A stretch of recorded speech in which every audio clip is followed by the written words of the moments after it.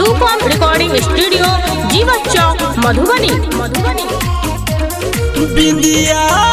है के बिंदिया हिला पूरा इंडिया, गुलाबी तो हर गाल गोरिया, शराबी तो हर चाल गोरिया, घघरा है के घघरा झगड़ा, गुलाबी तो हर गाल गोरिया,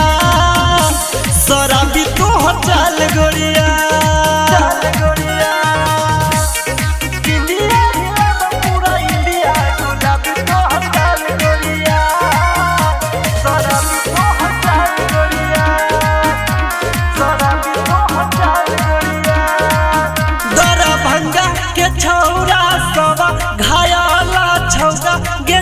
तोरा लहंगा पर मधुबनी के छौरा सब दीवाना छौगा गे जान तोरा ओढ़नी पर,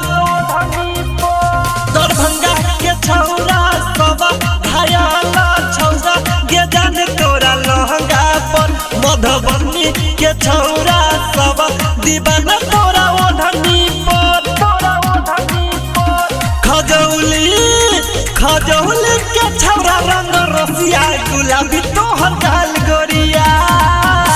शराबी तो हर चाल गोरिया।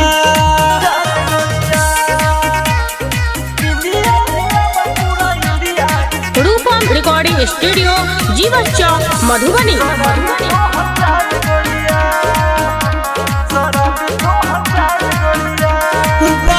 छजब तू बोली हनी की लगा बोली, जना बाजे कोयली के सोन घूमे ला जाए छा रोज,